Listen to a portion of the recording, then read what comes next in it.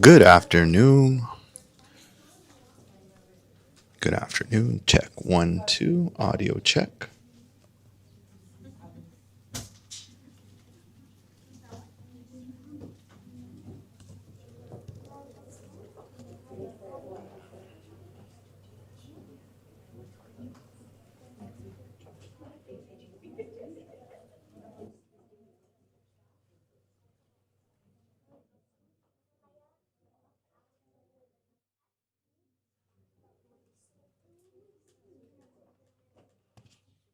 Audio level check one, two.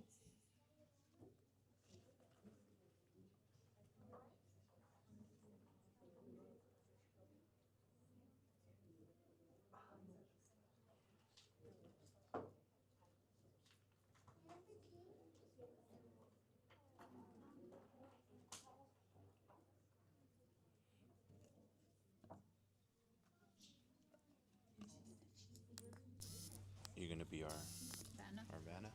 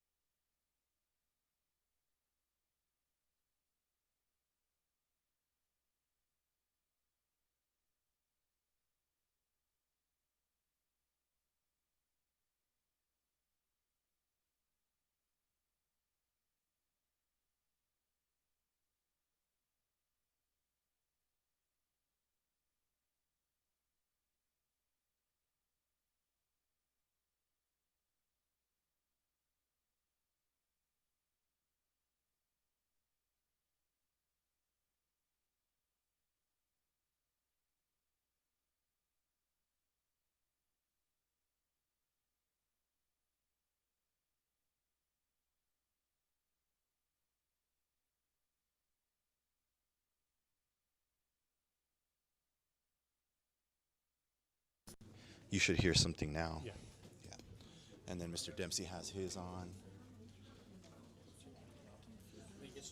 Well, we're close. Yeah, let's check that. And then, do you mind if I just address them and let them know if they're going to speak, how to hold the mic? Yeah, no, you're cool. All right. Do you hear Mr. Dempsey? Hang on. Let me get everything on.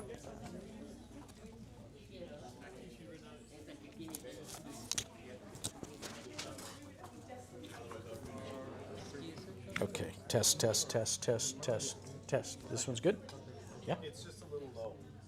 This Okay, one? I can turn that one. I can turn that up on here. So that's right here. We got lots of room to grow. Oh, yeah. Test, test, test, test. That's You perfect. good? Yeah. Okay. Buenas tardes. Good afternoon, everyone. Thank you for joining us. My name is Guillermo Carmona. I'm the Director of Communications. We're going to get started here in about 5 minutes. Thank you for being here. We want your voice to be heard. If you are going to be speaking, you'll be using this microphone. We have our Vanna White. Oh, she's right here. This is Genevieve. She'll bring the mic over to you. We have 2 places that this signal is going. It's going into the speakers here in the library, so it'll help everybody be able to hear you. But we also have another mic that's going to the YouTube Live. So if it's worth saying into the microphone. As you notice, when I'm holding the microphone, I'm very close to my mouth, about 2 inches. And you want to think of it like a flashlight. And you're shining the light right into your mouth. If you hold it like this, notice how you don't hear me now. So even this slight difference, I'm still very close. If you'll just please help us with that. It'll also help our translator in the back. Our very lovely Dr. Mora is translating. And so if you're speaking in English, she's translating into Spanish, so she needs to hear you. So please do speak up and use the microphone. Yeah, give us about 5 minutes and we'll get started. Thank you.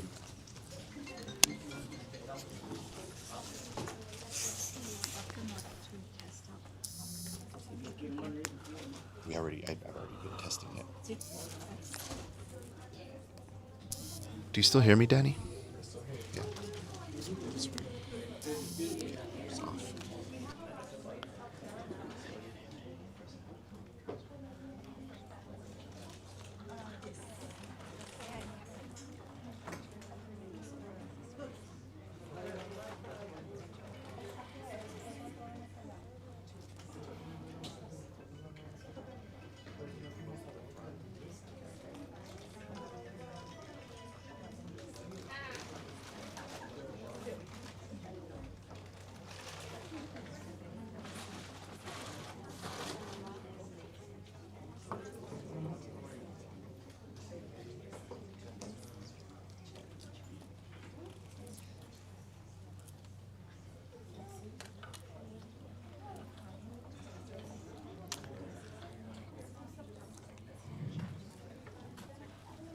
You'll be fine.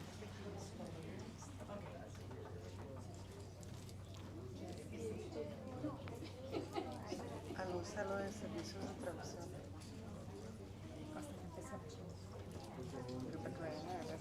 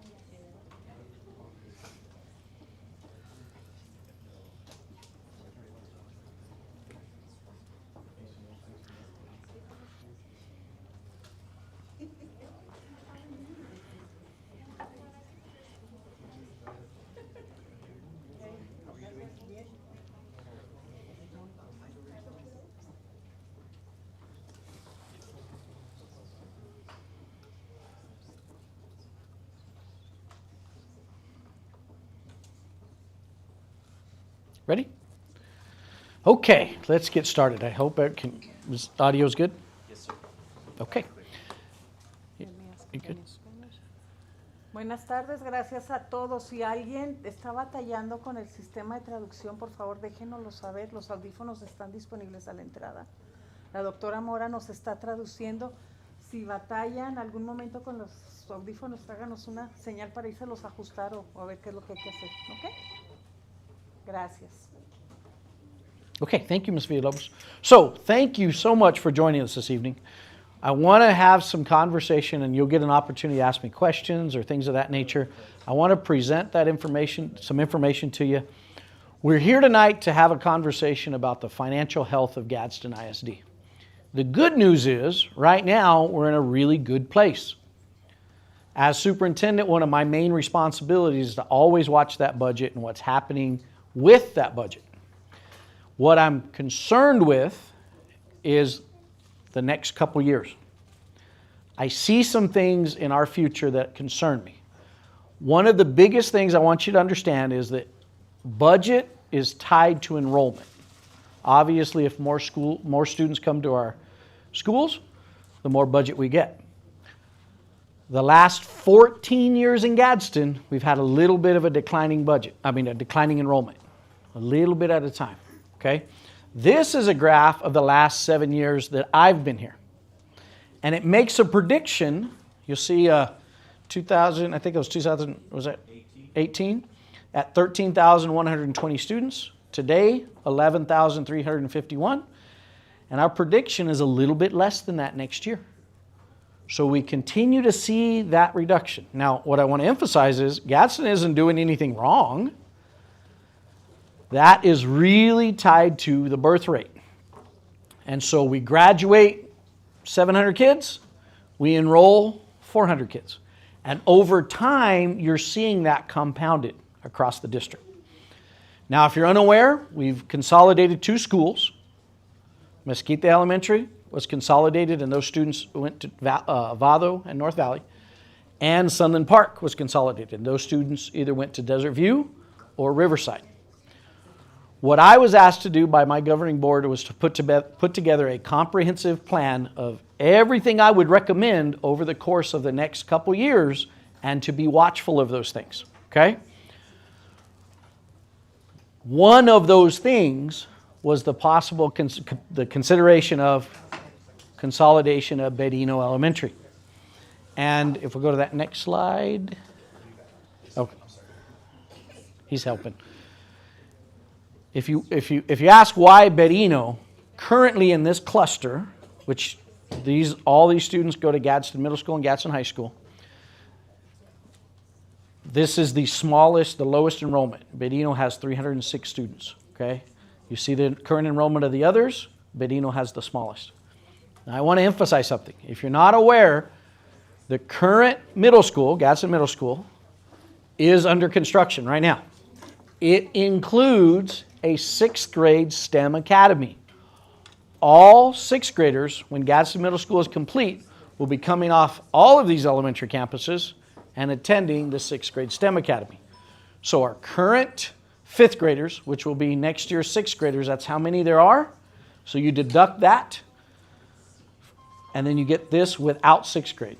So you see 262 for Berino. The capacity of each campus, you see the size of them, and the space that's available on those campuses. So that's really the reason why we need to sit down and have a conversation so that you understand why those decisions are to be made, okay? I want you to understand these are not easy decisions. And it would be very easy for me to say, well, let's just wait a while. Just wait and see. The problem is I don't see anything in our future in Gadsden that's going to jump that number by 200 or 300 or 400 students. Okay? We've had growth in the district. The growth in the district is primarily in Chaparral and ST. And when I say growth, I'm talking about new homes, right? We see some apartments and those things that are being built significant. We see a lot of growth out in Chaparral in a lot of different ways. Unfortunately, they haven't resulted in more students. A few here or there, but that hasn't happened. Okay, and again, it's birth rates. El Paso's dealing with the same thing. Las Cruces, other schools across the Southwest are dealing with the same issue. Just families are having fewer and fewer children. So for me, I've got to then start making a plan for the future and say, what do we need to do to make sure I can keep good programs for your children and right-size this staff accordingly? What happens if we don't start making these type of decisions and leaning toward that is you'll start seeing certain programs, they'll get reduced, and we'll start pulling staff away. An example is at Mesquite Elementary for the last year, we had a part-time nurse, a part-time instructional coach, a part-time principal, because they didn't really generate enough money to be able to staff them completely. I don't like doing that because that gives your children less of an experience than they would have with a fully staffed group. Okay? And so what I do, I want to make sure you're clear, I make recommendations to a governing board, and then that governing board ultimately makes those decisions. Okay? What did I miss, Ms. Villalobos? The enrollment on the schools. The total enrollment? The total enrollment, how we need decrease. Did I do that? Many of the transfers. Oh, the transfers. There was a question that came up early. We had a couple meetings last week. And one question was, are students that are, their home attendance zone is Berino, are they going somewhere else? And so we were able to pull that together. There's a lot going on in this chart here, but it's called a transfer matrix. What I would encourage you to pay attention to the very bottom row, and it shows the percent of students attending school from their home attendance. And Berino is the second column, and it shows 80% of the students who are zoned to attend Berino, attend Berino. Okay? And you can go down and look at Gadsden, that's 91. You can look at Loma Linda, that's 83. North Valley, 88, and you can see each one. This graph and all that information is on the district website. So if you want to spend a little time looking at it and making sure you understand it, this one there's a lot going on in this graph, or this chart, but that helps you a little bit to understand that. Questions we've had, yes? Do we want to talk about the future 2 years from now, what we're trying to avoid? So here's, and you probably ask yourself then, okay, what are the consequences if we don't start making these decisions? So I've been blessed here in my time in Gadsden. Remember, I told you, I've had a declining enrollment and an increased budget. And you ask yourself, well, how is that possible? It comes down to a factor called the unit value. New Mexico every year sets a unit value. And that unit value over the last 6, 7, 8 years has jumped pretty significantly. I'm worried it's not going to jump. And it's not going to jump enough to give us more money. And we're going to come up on a year, and that year we're going to say, oh, we don't have enough money. Now, when we think about money, 90% of our operational dollars go out the door to salary and benefits.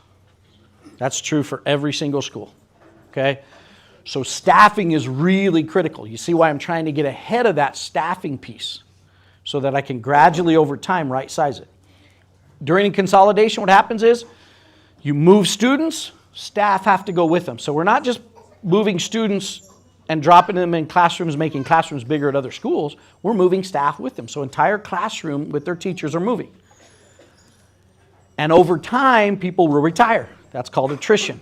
So over time, we will begin filling those. Somebody retires, we don't fill that position. Somebody retires, we don't fill that position. That's the right sizing that I need about 2 years to make happen. Okay, and currently, that's why I'm bringing it to the board now, and I'm bringing it to the community now, is to understand I see trouble down the road. And if we get down the road and that year hits that we don't have enough money, it's called a RIF, a reduction in force. And that really means that you're going to have to cut staff loose. That means they're not going to have a job. Here's the other problem with budget. School budgets typically get shored up. Is this dying on me a little bit? Maybe? That's all right. Usually March and April. That's when I really know what that unit value is going to be.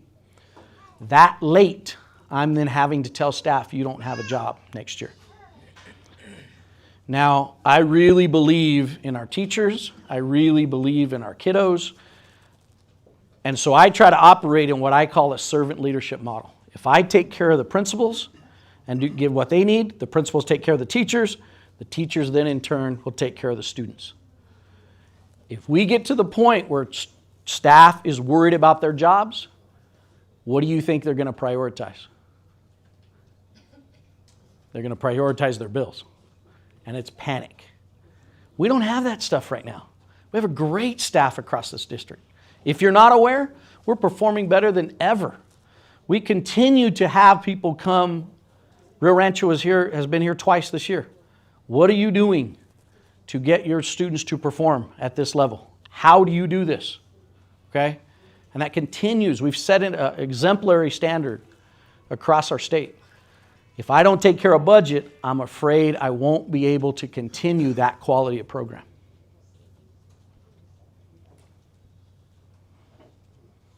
Okay. I want to give you a chance to ask me questions and see what's on your mind, and we did this morning. We have to do this in a very, just you'll raise your hand. Ms. Genevieve will bring this around to you, and I'll try to answer your question. Sometimes I'm going to get questions that, well, what about this or what about that? Okay, I may not have all the answers. I'm just being really honest with you, right? We have done this twice before. We typically, as we've done this, prioritized special education units and students that are in dual language programs.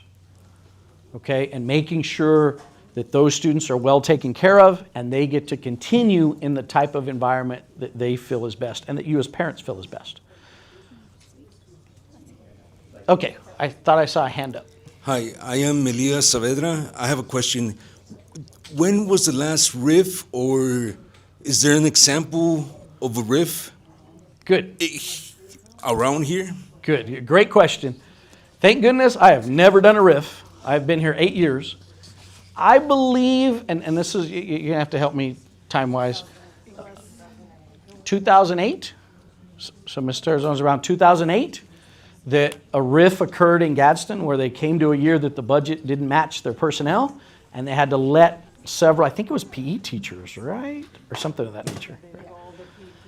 And they let them go, and they were eventually able to bring them back, but it was a really hard time to do that. I do not ever want to be in that situation, so I'm just trying very hard to get ahead of that.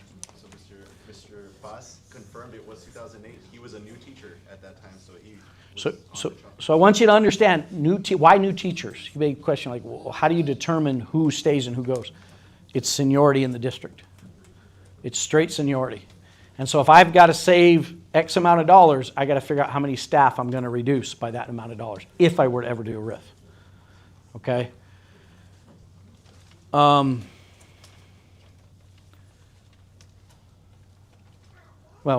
I don't want to spend too much time because I tell you, if you want to see some level of chaos, that's what it looks like. It's really hard to watch, and it's not. What gets hard is focusing on kids' needs when you're in that panic mode. And I don't think you can blame, all of us would be afraid. If I can't pay my mortgage, I can't make my car payment, I can't put groceries on the table, we would all be very serious, right? And that's what I'm trying very hard to avoid. Other questions? Yes, sir. Hi, good afternoon. My name is Dustin Sariñana. So my question is, the first chart that you showed, it says like the enrollment and stuff. So like, are you guys, like, I know you say you're going base and every time it's going decreasing, right? Yes, sir. Are you guys kind of counting on the next year, the COVID babies? That's where we have like the most babies coming. Because I've seen a lot of couples, and especially myself, I do have 5 kids, okay? So good job. So and and I see that there's a couple of kids over here, and there that I know they will be coming to this school. Are you guys taking in consideration all those kids that are coming like on the next year or 2 years? Let me respond to that. Estimating kindergarten numbers is some of the hardest things we do, right? Now, because we have expanded so many of our pre-K classrooms and so many pre-K options, we usually have a pretty good idea of what the next kindergarten class will look like. But in some clusters, I'll admit to you, that's the hardest thing to estimate is kinder numbers. It's not that uncommon that we need a teacher in one school when we didn't think we were going to need one because that kinder class just jumped on us. And what you described, if you didn't know, you're the exception. We're not seeing families with 4 and 5 students. We're seeing families with 1 or 2. And over time, that's what's got us a little bit, right? It's a little at a time. It's a little at a time. Is our budget fine today? Yes, our budget's fine today. What I'm trying to explain to you is I'm looking down the road. And I've been a superintendent now since 2012, and I see a problem. I see a caution. And I just think it's very important. I don't think I would be doing my job if I didn't say, hey, there's a problem there. We need to pay attention. Watch out. Good afternoon. My name is Rafael Lopez. I live here in Berino, and I've had, my 3 girls went through to Berino. One had to leave and go to Vado because the district separated the town in half. Now, if you're saying that 80% of the kids from Berino come here, that's false. Because you got more than probably, I'll say, maybe a 50-50 or less is coming here. Because Berino is being bused to Vado. And then in Berino, we have 3 subdivisions that have grown, and they're growing more. And we have one that's still in planning that nobody's taken into account. So if the county also separated the town, now the town has been united, and all we have is 1 county commissioner. Before we had 2. So that's the thing. Berino has always been cut in half, and I don't know why. This is one of the better schools in the district. And I'll tell you, because my girls came out of here, and they were real happy. I had a special ed student that was here. She has done very well because of the school. And I know you guys have a heck of a program here. And I just don't understand why Berino gets fingered all the time. Well, what I would share, and I appreciate that, and I do think,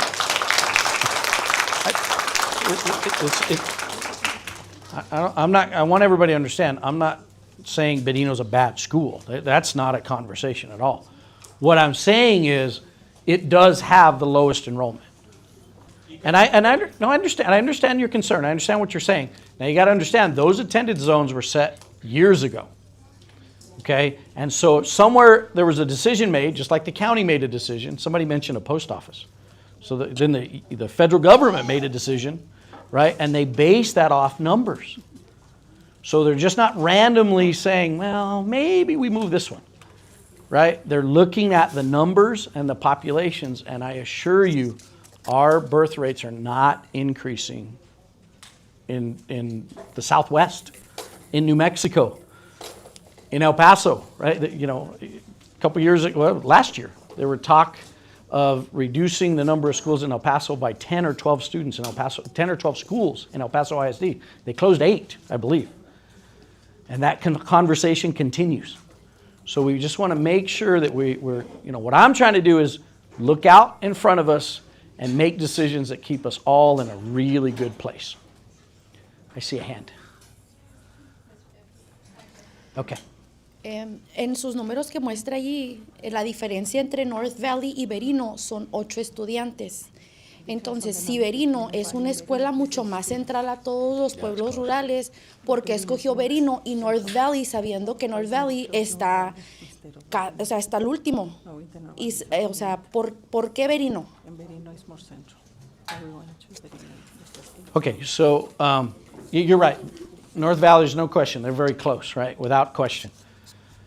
What I'm trying to do, and that's, when we had the conversation of the other 2 consolidations, we went with the lowest enrolled school. And when you say central, you're right, but I also have other schools that I feel are very close. North Valley's not close. I'm not going to suggest it's close. I'm going to say Gadsden Elementary is close.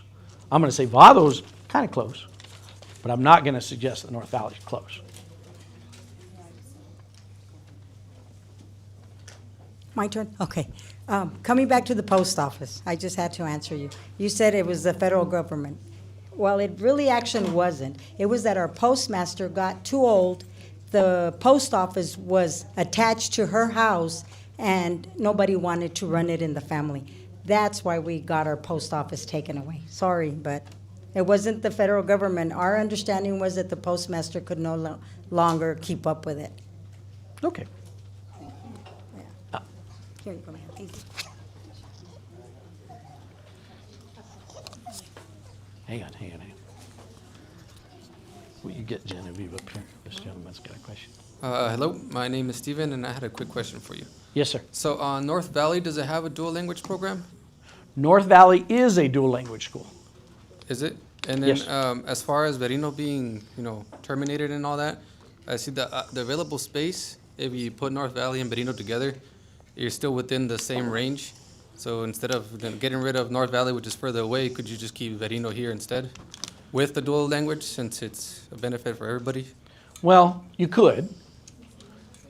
What will happen if I go to the board and propose to do this to North Valley? We'll have the same meeting in North Valley. Somewhere it's got to give, guys. Somewhere. And I'm trying to be consistent with those numbers. Okay?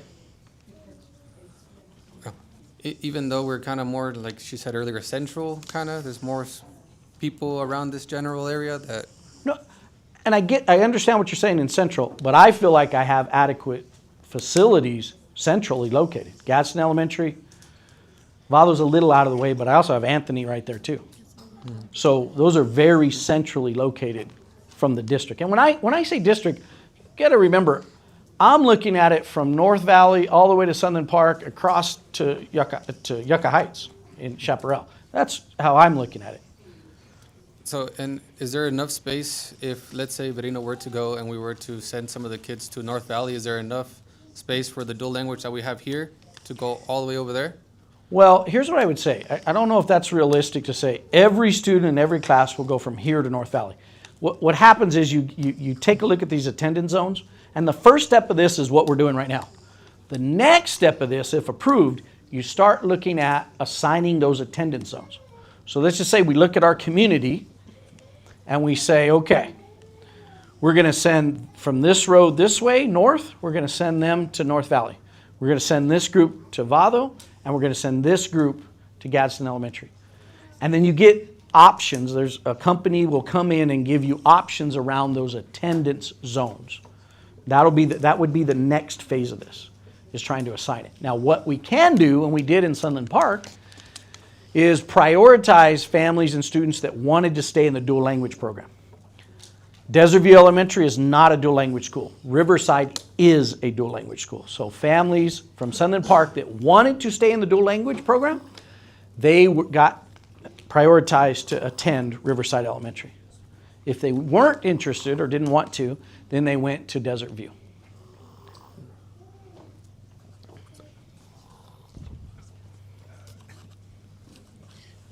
Okay. Berino, I don't know why, but what is the intentions of the building for Berino? What are Okay. you going to do with it? Because Perfect. you already got plans for it. It sounds like there's already plans to do something here. You're still putting money into the school, so if you were going to shut it down, you would No. let it go. But what plans do you have for the school, Berino?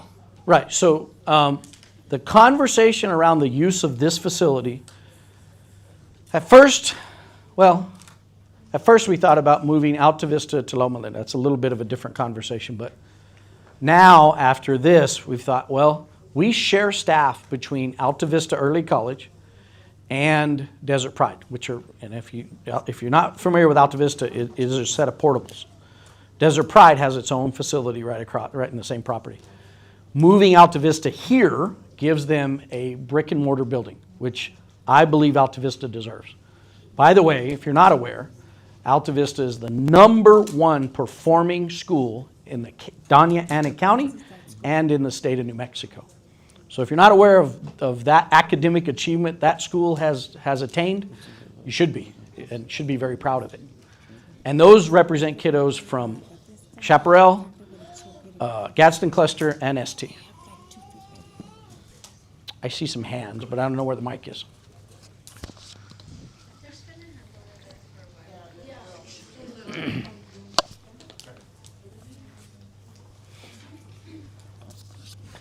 Excuse me, Mr. Dempsey. Yes, ma'am. Um, I'm hard of hearing, so I'm going to get close. in my classroom, in Miss Rios' classroom, I made Gosh, I can't see. I made this poster with all of my second grade classmates and a few other people signing it. To like keep Berino open because my generation of families are gonna, they used to go here and they're gonna keep going here, so we want to keep it open. Well, that's beautiful. Thank you. Thank you so much for creating that, and thank you for sharing it with us. Here's what I need everybody to kind of get in your mind, right? Is you don't have to do this, but I'm cautioning you. I've been doing this for a while. There's trouble down the road. Be careful. And again, all I do is make recommendations to a governing board. The Board of Education makes the ultimate decision. Okay? But I believe this is the right path. And I recognize that we're all passionate. My wife and I come from a very small community, little bitty mountain air. And I remember when they were building a new high school, I was a little offended, right? Because a lot of us had gone to that high school. Well, I went to the new high school, and I got to admit, man, it's nice. There's air conditioning, right? That old high school didn't have air conditioning. So some of it is just getting accustomed to some change. But what I'm trying to do, it's not that I'm picking on Berino, and I'm sure at times people feel that. It's the reality is something's going to have to give. It could be as early as this next budget. I don't know I can't predict what the declining enrollment will be, and I can't predict what the unit value will be. Now, let's talk about state budgets and unit value. State budgets come from a pot of money generated mostly in New Mexico from oil and gas. That pot of money has grown, it's giant, which is a blessing, right? A couple of things you've heard about in the news. Let me give you two things. One thing you've heard about in the news, free childcare. Is that coming from that pot of money? Yes, it is. Right? There's a New Mexico will be, I believe, the first state in the United States to offer free childcare to all families. That money is being spent. That is money that will not be in public education. Second, this week starts what? A special session.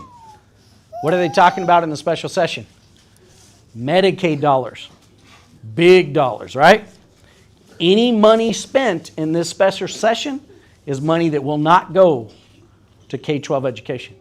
So I'm worried that if we see a 1 or a 2% increase, it's not going to be enough to counter Gadsden because of that declining enrollment. So I'm very concerned, and I'm trying to build some space so that we can all remain calm. Keep our staff calm, keep those quality programs in place, keep training our teachers with the very best training available, as opposed to something much, much more aggressive. Other questions? Buenas tardes. Prácticamente nos quieren echar de Berino para meter Altavista aquí. Entonces, yo trabajo, entonces la escuela de Gadsden Elementary abre de 7:05 a 2:25. Vado de 7:30 a 2:40. North Valley de 7:30 a 2:40. Yo tengo mi horario fijo en mi trabajo, entonces si yo, haz de cuenta como si a las 2:40 yo tengo que recoger a mi hijo y no la puedo hacer, a mí me tocaría ir a Gadsden Elementary. Ellos me van a cuidar a mi hijo hasta que yo llegue, ¿o qué va a pasar? Además, tengo otra pregunta. En los salones, ¿cuántos estudiantes van a estar? ¿Cuántos estudiantes van a estar en el salón? Porque si van a estar amontonados cuando hacen el drill ese para que se escondan, no creo que vayan a caber todos en un closet.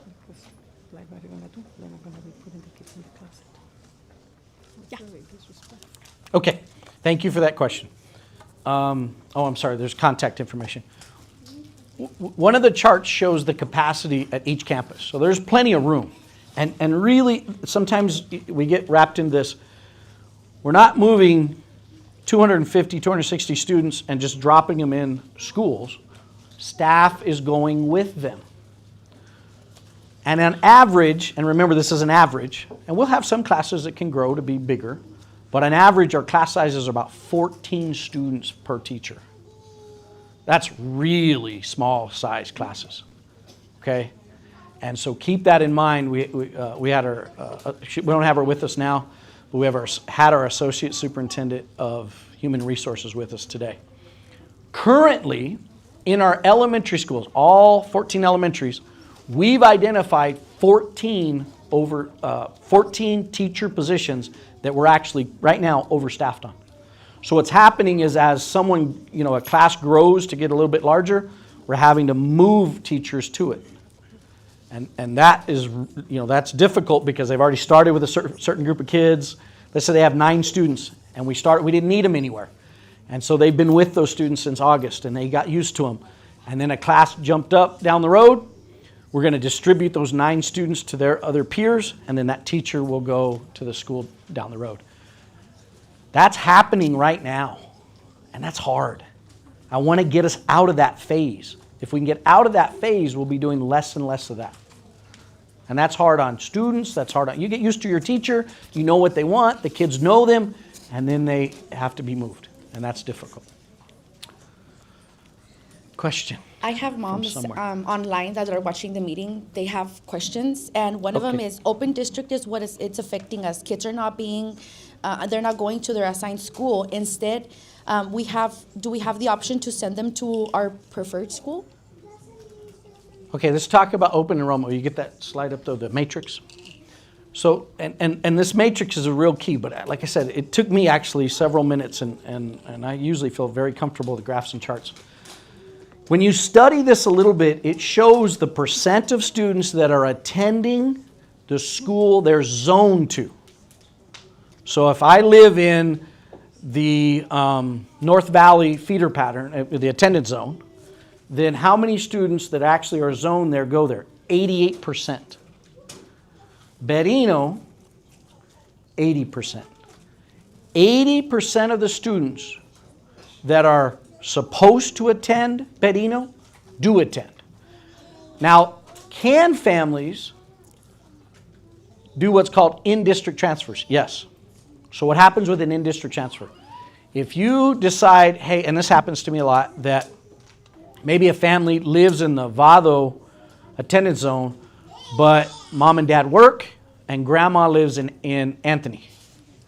So they want to either go to Loma Linda or Anthony. And that's for childcare.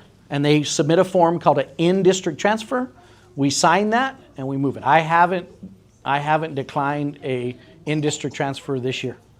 We have had situations where we had to, but those were due to the size of the schools. So a couple years ago, Santa Teresa Elementary, I had no room.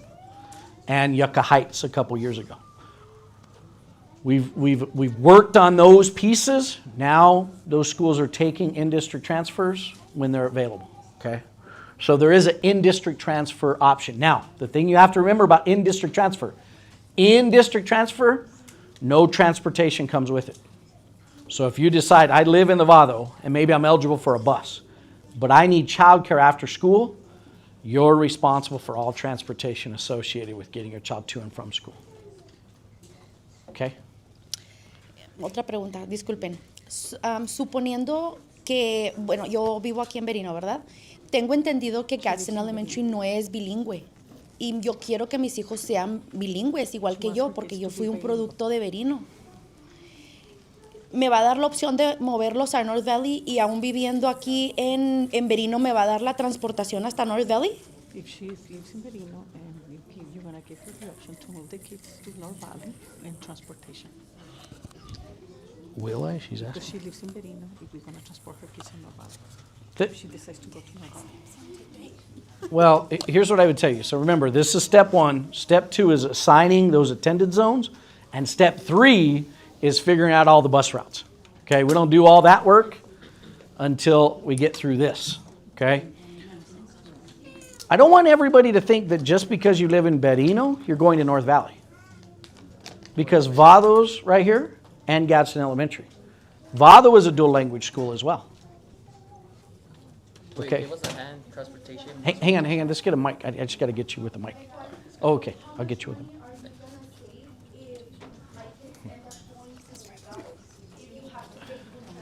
Hang on, let's get you a mic. That's what you gotta wait for the mic so everybody can hear. Si esto se trata de ahorrar dinero, usted quiere mover a Altavista a Berino. Entonces, ¿cuál sería el dinero que usted se está ahorrando si nos va, o sea, si nos movemos, si le paga a Boone Transportation para llevarnos a otra escuela más lejana? If we're gonna move these kids, we're gonna pay to still spend on transportation and those kids in another school. Or are we saving the money? Okay, so let's talk about transportation. Transportation's a big expense. And we typically, give or take, the contract is about $6 million transportation contract. And the state gives us about 90% to cover it. So we pull out of operational about $1 million a year, give or take. What I need you to understand is, come back to the most expensive thing on our budget, and that is staff and their benefits. It costs now, with the raises, which are fabulous, about $100,000 a year per teacher. That's with benefits. So their salary and the benefit package that goes with it costs about $100,000. So do the math with me real quick. Each teacher is $100,000. If I can absorb 10 teachers, what did I just save? Somebody say it. Somebody say it loud. $1 million. See how quickly it adds up? Transportation would never grow that fast. Now, is there expense to transportation? Absolutely.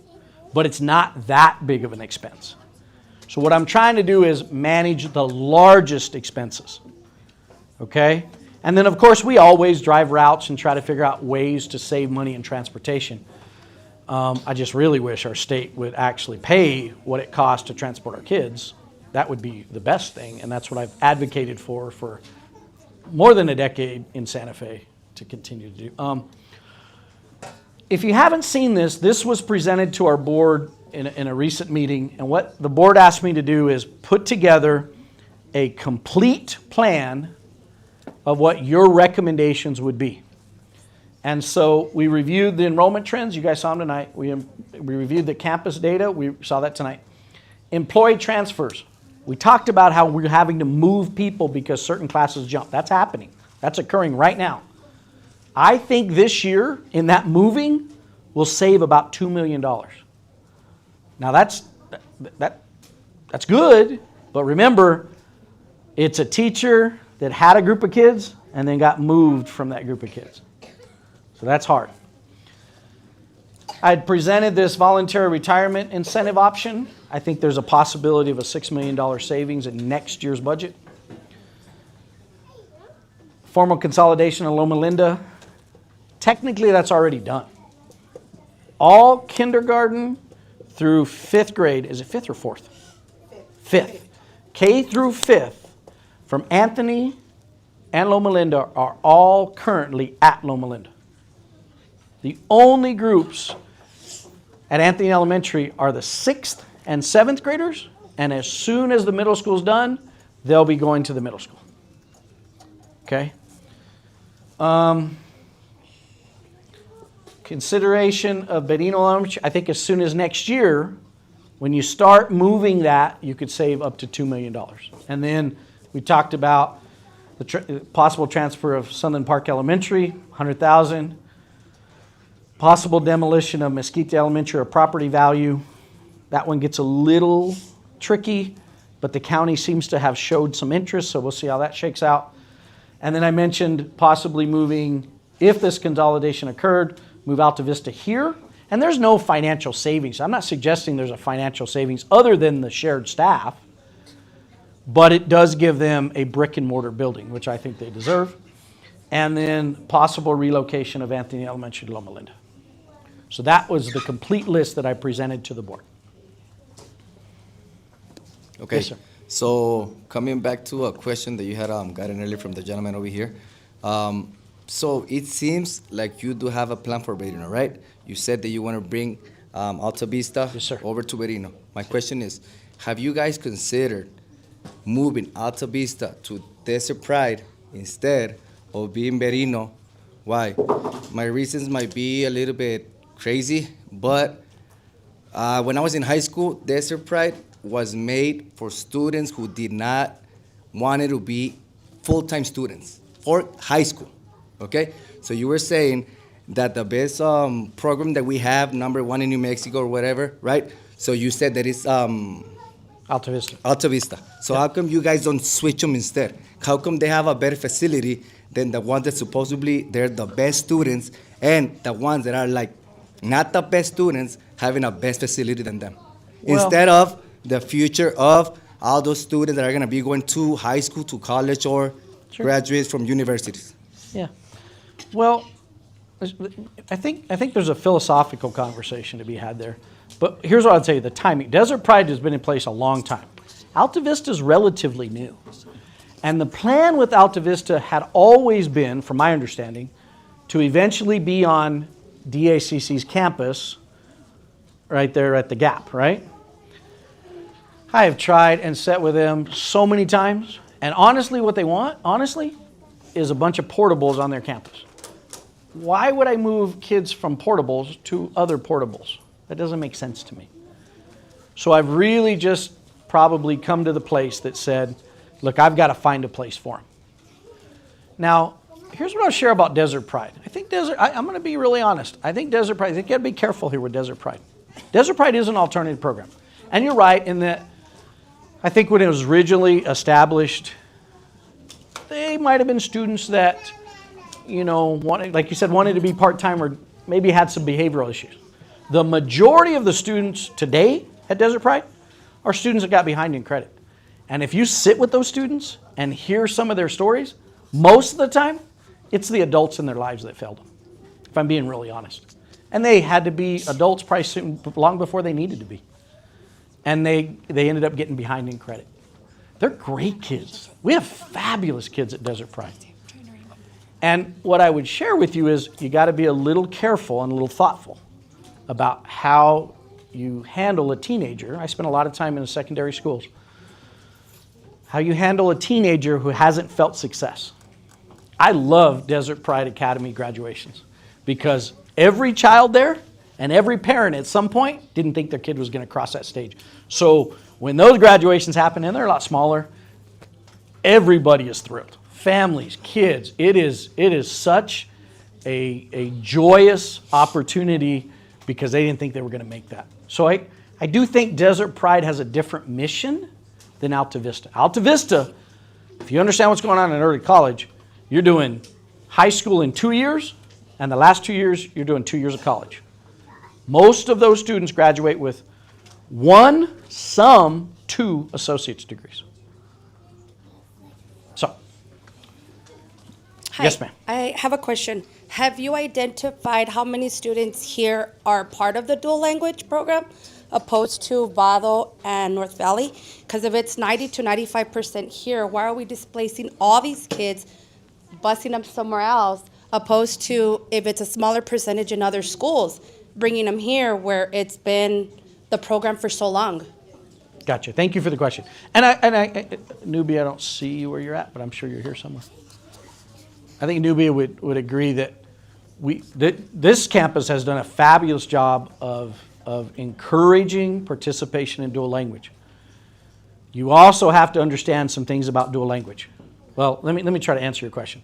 Have we looked at those numbers? Not necessarily, because your argument that says, well, you're displacing all these kids comes back to my argument that says, well, I'm displacing the least amount of students. That slide's not up. By using the current enrollment, I'm displacing the least amount of students in the entire cluster. It's the same argument. I'm sorry, Mr. Well, I wanted to verify, though, that Berino has done a very good job of encouraging our families to participate in dual language. Oh yeah, Berino is one of our best dual language campuses. People come from the state, from other districts, from other districts to come visit. We have. We need to get you a mic. Start over. Okay. Rewind. Yep, take two. So Berino has one of the best participations in dual language in the district. The majority of the classes are dual language per grade level. We only have one regular ed classroom per grade level. The majority of the kids participate in dual language, and it's one of the schools that is looked at by the state because it is a great program that we do have here at Berino Elementary. Get a question here, and it'll be a little bit of a challenge to get there. Thank you all for being patient. Hello, my name is Patty, and I have 2 children here. So my question is, so it seems like you already decided that you want to close this school, and you're spreading all of our kids to North Valley, Vado, and Gadsden, and Anthony. So as my understanding is, you have a capacity in each classroom, in the cafeteria, in the library. What's the number that you're going to have in each class, and how many teachers in that class? Good question. I think we always start here to have this conversation. I will tell you, especially when we did the consolidation in the north, my families in North Valley were very concerned that their class sizes were going to jump on them because they felt like you're just going to drop several kids in here and our class sizes are going to jump. But remember, staff's going with them. So you're building more classrooms on those campuses. So the idea of the staff jumping, the number of students in each class jumping, probably not. So then you're going to be building more classes, bringing portables to accommodate the students? No. So look at the available space at each one of these campuses. I understand. 157, 194, 165, So you're, okay, 70. So you're saying that 157, Hang on. you're saying that 293, it's going to fit in the 70, in the 165, in the 184, in the 157? Yes. Yeah, you're going to divvy those families up and those students based on where where they live and reassign those attendance zones. Okay, So the closer you are to Gadsden Elementary, you're probably going to go to Gadsden Elementary. The closer you are to Vado, you're going to go to Vado. And there's always going to be a line. There's always going to be some line that says, well, I'm in between Gadsden Elementary and North Valley. That's a big area, and that happens. So you won't be able to tell me how many students are going to go in each class with how many teachers in there? Not until I do the attendance zones. Not until we get past, if this gets approved, then we'll start working those numbers. That's it. And you guys will let us know? Sure. You'll be transparent? Absolutely. No lies? Because it seems like this whole, we're closing Berino, you guys already been thinking and it's already planned. And honestly, I find hopeless that we don't want this school to close, but yeah, you're made your mind. So, okay, I guess we're past that point. You already said that you're deciding to remove all of our students, even though they said it, dual language, it's one of the best, etc. But you're deciding to move our students just to accommodate Alta Vista? Okay, so it seems like I say you guys already made up your mind. So my question is, you didn't answer her question. I have the same concern. We've seen it on the social media news, and I guess our nearest one was the Texas one, the shooting. Uvalde. So there's gonna be more students in each class. What's gonna happen? How you guys are planning to do those lockdowns, hide our kids, and not, let's say, God forbid, something happens, but how can you secure me that having more kids in one classroom, you're protecting our kids from that? Because you didn't answer her question. Esa era su pregunta. You didn't answer her question. I don't recall a question about security. No, Was she there a did. question She about did security? have that No. question. Yes, she did. Okay. She did. Well, She asked. I'm being transparent and saying I didn't hear it. So Okay. Well, all right. what will you? Calm How down. that's gonna work? Relax. So here's the thing. Here's one thing that I'm going to encourage everybody. And this falls for me too. We do have our kids in here. Your kids in here. And given society today, we have an incredibly huge responsibility to be respectful to each other at every single level. If this world's going to get better, it's your responsibility and mine. So let's all be adults and be very careful with our words tonight, because we're modeling for kids for tomorrow. You didn't answer my question. Okay. You said our responsibility as a parents is to send our children. Mm-hmm. Your responsibility is to make sure that our kids are safe in school. Sure. So I don't think you answered the question that she had mentioned. What's going to happen? How are you going to land the lockdowns with that? Our kids are able to hide without being seen. Okay.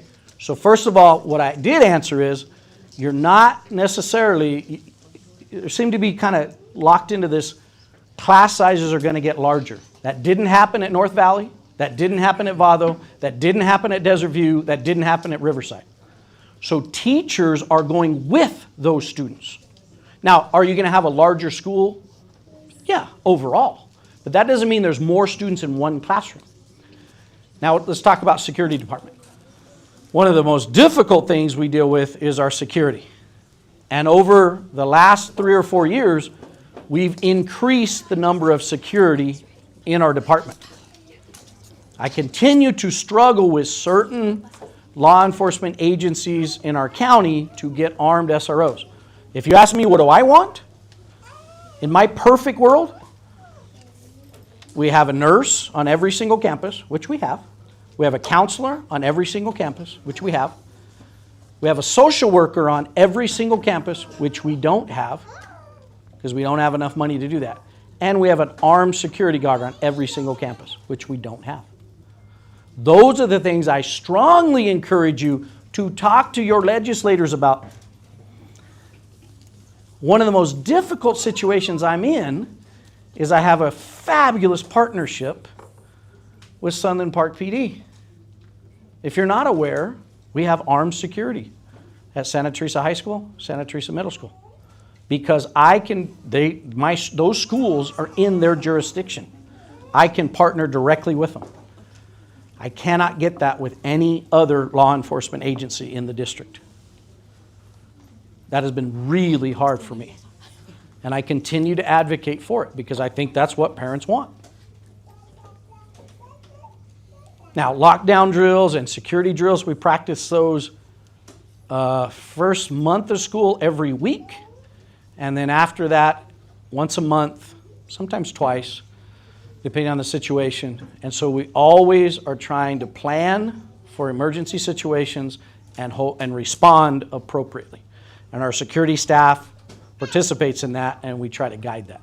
And I think we've done a really good job of professionalizing our security department. Many are retired law enforcement, and they bring a wealth of experience and knowledge to us. And I'm very thankful for that. I see hands, but Genevieve. Okay, and this lady has so nicely had her hand up multiple times, so when you get a chance, go ahead and take that one, but when you get a chance, can you work your way up here? So I just had a couple questions. To get an understanding, the space available, is that students or like how, I think it'd be better if everybody understood how many classrooms you have for the students. Okay. Well, I don't have that chart for you, but we can work on that. But that is the number of students. The space available is the number of students. I think that would make people more comfortable just to understand like how many classrooms you have available and how many kids you're trying to throw into those classrooms.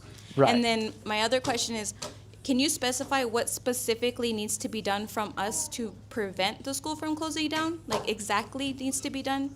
Well, again, I make recommendations to my governing board. They make the final decision. Now, what came up this morning was, in the parent meeting, and it was similar to this, was a staff survey. So we're now working on a staff survey, and we had the conversation. Is it the staff at Berino, or is it the entire staff? Well, budget is the entire staff. So all of Gadsden ISD will get an opportunity to participate in this. And then I'll share with it. We'll post them online. I can have them at a community meeting. Here's the results of that.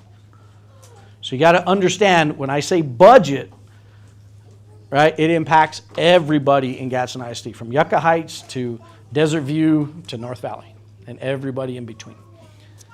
Hi, yes. So you mentioned about how you never denied an in-district transfer, but you're not really giving us a choice. So I don't think you really answered her question either in the beginning when she asked if we can choose a district that is closer to us for our kid. And I also wanted to also ask about the Duolingo program, because I think you mentioned that they would have to go to the nearest elementary that offered that program. Wouldn't it be more considerate to move that program wherever our kid has to go to the next school? Okay, so let me try to walk through those a little bit, and I'll try to answer your question. So if you do, and I don't know what part of it I didn't answer, if you do an in-district transfer, you're responsible for the transportation. Right, but you wouldn't accommodate for that since you're No. already closing the school? No. Now, what I can prioritize, just like I did at Sunland Park, if your child wants to remain in a dual language program, I can then work to provide transportation. Because if I open up the box to provide transportation for all in-district transfers, again, that's another budget strain I can't always do. And the other reality is I'm limited on the amount of drivers and buses my contractor can come up with. But I can accommodate the students who want to remain in dual language and those families. I can accommodate that. Okay, I'm sorry, I don't think that was clear. So you're saying that if they transfer, then you can accommodate just the transportation if they're in the Duolingo program? Right. So let's try to walk through a scenario. You live in Berino and you get assigned on your attendance zone to Gadsden Elementary. Gadsden Elementary is not a dual language school. And you want your child in dual language. I can pick up the transportation to Vado Oh, okay. for dual language. Now, let me finish that up. One of the most expensive things about dual language is non-participant classrooms. That model is incredibly expensive. So if you, and this happens a lot, a student says, I'm in first grade and I want to be in dual language. We get to third grade and it gets a little hard. And we say, oh no, I'm not going to be in the program. Now your transportation's you, because you went for the program. Okay, so if your child becomes a non-participant at that point, transportation's gone. Okay. Buenas tardes. Mi comentario es, yo he estado con usted en las juntas de equidad, en las juntas con el café con usted, y siempre nos enseña gráficas. Una vez nos enseñó una gráfica de que nuestro distrito ya no está en riesgo, que es de los mejores. Al hacer todos estos cambios se van a afectar la educación en nuestros hijos. Habla de la capacidad que hay en cada escuela, pero que hay de la calidad en la educación, de la seguridad. Otra cosa es, como le dije en la mañana, y se lo vuelvo a repetir con mucho respeto, porque hay ahorita padres que no estuvieron en la mañana y hay personas que están en línea que no estuvieron en la mañana. Usted ya se va a ir, no sé quiénes sepan de que usted ya se va y nos deja a nosotros con el problema. Entonces solamente no espero una respuesta porque probablemente no me la va a dar. Solamente es un comentario a ver si lo puedo hacer reflexionar a usted y a todos los miembros, porque como usted lo dijo, los que tienen la última palabra son ellos. Entonces estamos aquí para que ellos vean por qué tenemos que mantener todavía esta escuela, porque es una necesidad, no es simplemente de que por un capricho, realmente se necesita en cuestión de educación y en cuestión de seguridad.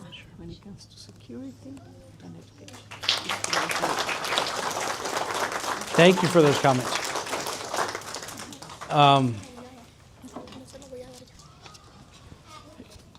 Here's what I would share with you. In terms of me personally, my days are definitely numbered. And it would be very easy for me to say, let's just let somebody else deal with this. But I don't think that's the right thing to do. I don't think that's the ethical thing to do. I see a problem. And it would be much easier for me to be home watching who's playing tonight. No, it's not the Cowboys. Broncos. It'd be much easier for me to be home watching them and not even worrying about this. But I never would leave a district in that situation. What I'm trying to show you is this is not something I want to do. The numbers are all headed towards a problem. And I'm trying to get you to see that. Hey, there's a hand up back here. And this gentleman had asked earlier. Yo tengo el micrófono. Okay, I want to ask you a question. Is attendance important to you? Is Texas? Yeah, like the attendance. Is it important to you? Oh, it's school attendance. Oh, yeah, absolutely. Okay. If I choose to move my kids to North Valley and I have to wake up more early and I cannot, like, something happens to my car, I'm not going to be able to take them. Will you, ¿cómo se dice? Transportation? You're going to, like, Okay. because North Valley, ay, mejor lo voy a decir en español. Dígalo en español. Yeah, she'll help me. You're doing good. You're doing very good. Ok, si yo quiero mover, si nos dan opción, bueno, pero aquí no hay que nos están dando opción prácticamente. Si yo quiero llevar a mis hijos a la escuela de North Valley y no sé cuántos minutos es para llegar allá, todos los días voy a llegar tarde. Tengo un bebé y todos los días los voy a tener que sacar muy temprano. Entonces, si un día se me descompone el carro, yo prefiero no llevar a mis hijos a la escuela. Y ya es donde ustedes van a perder, porque según aquí dicen que la attendance es muy importante. Y siempre nos está diciendo Miss Carnavali que tienen que venir los niños.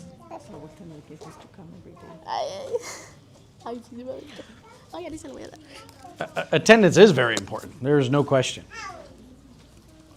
As we sit here, we also have to assume some responsibility as adults.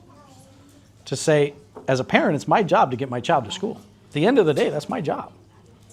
And if my child does, and maybe one of my kids, I had two girls, one was a picky eater. So what do you think we had to do every single day? Make her lunch. Because she's a picky eater. The cafeteria is not going to change the menu because Haley doesn't want to eat what's on the menu. I'm a parent. I got to take care of that. Now, eventually, pretty soon, she gets the chance to do that, right? She can make her own lunch, right?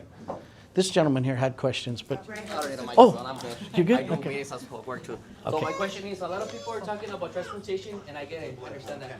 But we have a question. Yeah, we just want the people at home online. So about the person that was talking about her car, what if it's damaged one day? Why don't you just support us, help give us a hand, pick her up at home? Why not? I know it's a transportation and you don't know how many people, how many kids. We are not lucky to have like at least 2 or 3 cars. Like she works, we work. So. Right. So the question was, and I think, and correct me if I'm wrong here, is if somebody has an issue with their vehicle, can we then transport their child? And unfortunately, that's not how transportation works. You have to live, there's statutes, and these are really in law, that says if you live here and it's this amount, this age and this distance from the school, you're eligible for transportation.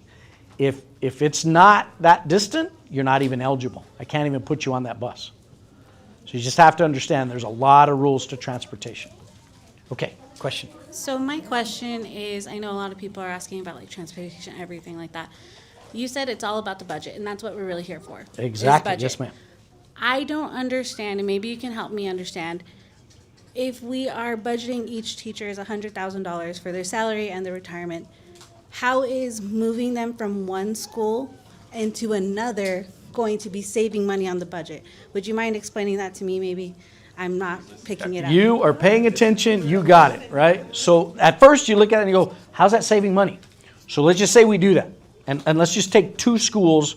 Let's use Berino and Gadsden Elementary. And nobody get offended, because I'm not saying everybody from Berino is going to Gadsden Elementary. I'm not saying that. But let's just imagine that happens. And we do it next year. Over the course of 2 to 3 years, people will retire. And as people retire, we won't fill those positions. The people that came from Berino will take them. And that's attrition. So you gradually do it over time. In fact, Vado right now is over 2 FTEs because of that consolidation years ago. We're still waiting on that a little bit. So it takes time. But if you wait, you don't have the time to do it. And then it happens abruptly. If you think you have large class sizes in a consolidation, wait till it happens abruptly, because there's class size maximums. You can put up in 5th and 6th grade, you can put up to 27, 28 students. It's an average. We've never done that, but you could. And if you get in a panic mode, you may have to. Those are the type of situations I've seen, and I'm encouraging to think about and consider. Mr. Dempsey, and there's also the savings of the other personnel, right? So that's also a concern. Yeah, you also have those support staff, non-certified sometimes, that come with them. And then again, over time, you're absorbing positions. When people leave, maybe a 1st grade teacher leaves and you were over, and then you're going to drop that person right in there. You don't have to fill it. That's the savings that happens very quickly. I'm also trying to propose that voluntary retirement incentive. If I can get that tool, that's that's an estimated $6 million savings. That's a pretty big deal, okay? And it's the type of deal in my eyes, if you're a business mind, you think, okay, this $8,000 cost me in general we think about $1.3 million. I'm going to spend $1.3 million, and I'm going to get $6.5 million in next year's budget. This is a business deal you do every day and twice on Sunday, right? Like, this is a no-brainer. And we're kind of struggling with that, if I'm being honest with you. I have a question.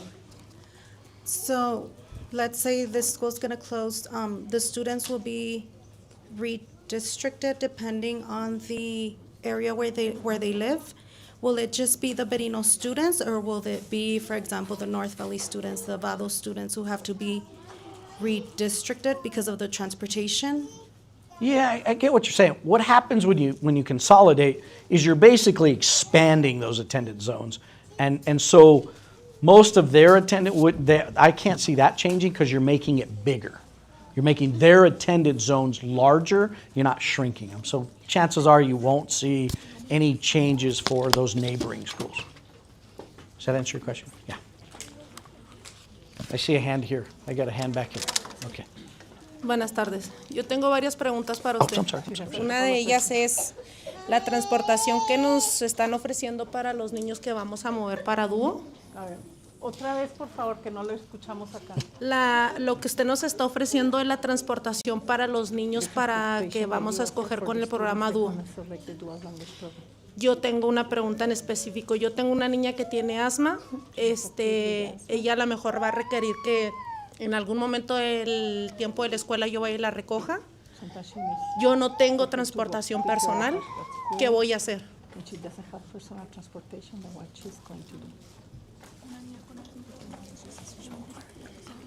Okay, so thank you for that question. Couple things to consider in that is, first of all, we could use our social work to help with that. Those are some factors, and social workers do that kind of work. The other thing to consider is, just like I shared with you about Mesquite Elementary and Sunland Park, as those schools size down, and I personally think I waited a year too long to propose that consolidation, they only had part-time nurses, part-time instructional coaches, part-time assistant principals. So some of those needs, you got to figure those things out. So those nurses aren't always there because I can't staff all of that. So you have to keep that in mind. But as these campuses size down, so I'm trying to get you to see is that to get the complete experience and the full package of Gadsden, we want to make sure we can staff them completely. As schools size down, you'll get less and less of those benefits. Sí, pero no está respondiendo a mi pregunta. Oh, ¿Qué so voy a the hacer? dual language question, we will prioritize students that want to stay in program and offer those families, as long as you stay in program, to transportation to Vado. Or it could be North Valley, but that seems like a stretch for her. We need to partner with her because at some point she's going to go to middle school. Right. So, and keep in mind that, and we all, this is not a shocker for us as parents, but sometimes with their first, it's hard. At some point, they're going to transition to middle school, and they're going to be a little further away from you. And guess what? After middle school, they're going to go to high school, and they might be a little further away from you. And then, you know, the part for dads, for me, is someday they go off to college, right? And life's about transition. We got to help them through those pieces. I see hands, but I don't know where the mic is. Yo comprendo perfectamente lo que es una transición para la escuela. Tengo 4 hijos mayores, 2 de 23, una de 20 y uno de 15, 16 años. Y sé lo que es el bullying en las escuelas, sé lo que es batallar con los niños. Yo vengo de Sunland Park y a nosotros nos cerraron la escuela en Sunland Park y no nos dieron la opción, eso es mentira, no nos dieron la opción para que escogiéramos el programa DU. Nos mandaron a la escuela que dijeron ellos que nos iba a tocar. ¿Qué va a pasar aquí? Okay. I do know we have a bus where dual language students, and maybe we just got the wrong information to, and I apologize for that, but we have a bus that picks up students that wanted to remain dual language, and we bus them directly to Riverside. I don't know where we're at next. Yeah, this lady's had her hands up several times. My question is about the money. The money. So if you guys decide to shut down this one, in reality you're not gonna save money because you're gonna bring Alta Vista here. So what's the whole point of closing it if the building is still gonna be running? Teachers are gonna get moved. So how much money are you gonna save? Okay, so the consolidation of Berino, I estimate to be about $2 million.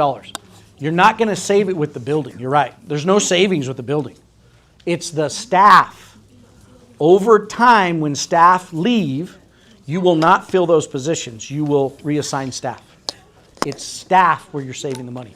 And staff is the most expensive year-over-year expense any school has.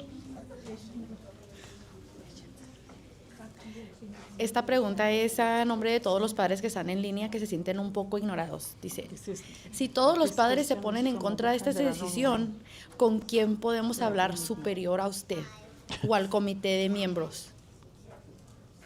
Acá no te escuchamos bien otra vez, por favor. Sorry, pero acá no te alcanzamos, no te alcancé a escuchar. Esta pregunta es a nombre de los padres que están en línea que se sienten un poco ignorados. Dice, si todos los padres están en contra de esta decisión, ¿con quién podemos hablar superior a usted y al comité? If all the parents are against this, who they can talk about it is about me and about the board. Okay, so, and Mr. Carmona, we have a parent survey online, right? And we can show you that. So you're going to go to the superintendent's.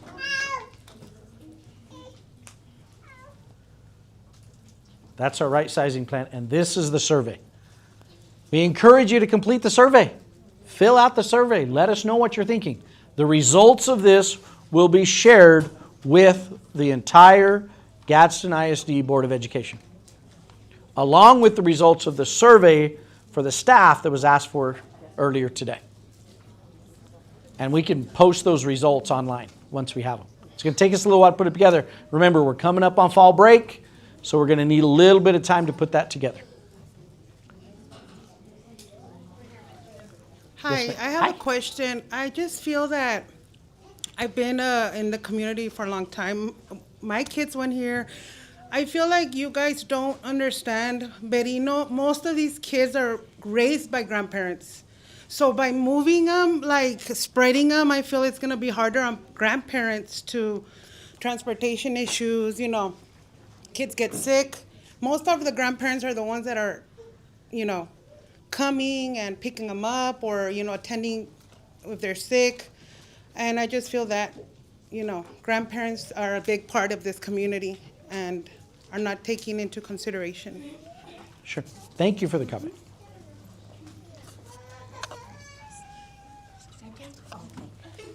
No, it's not me.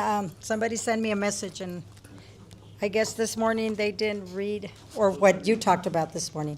Their question was, what's the percentage of students going to North Valley? You don't know that, right? Not yet? From Berino, how many would actually? Oh, how many, you don't know. if we consolidate, we Yes. don't have that yet. Okay, Yeah, and we then don't know that yet. Her other question was, Ask about the early childhood or the on-track in Anthony. Where would they be going? So that we got into that this morning, and Yes. it kind of. So go back to Mr. Carmona. Can you go back to the? Yeah, just scroll up because I think the plan's on there. You know what I'm talking about? No, the master list, if you will. Yeah, there you go. You're close. No.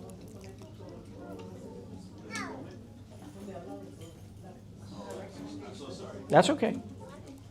Okay, so we got into a little bit of this conversation, which is, it's important because it's a budget conversation. But like I mentioned, Loma Linda and Anthony, K through 5, are together right now at Loma Linda.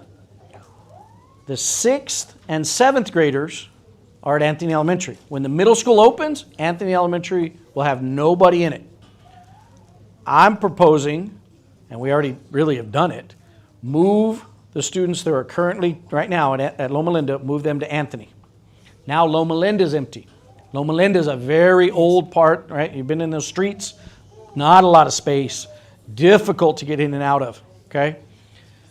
I'm proposing, if you haven't seen our facility that we use for pre-K in Anthony, it's a very dated facility. Yes.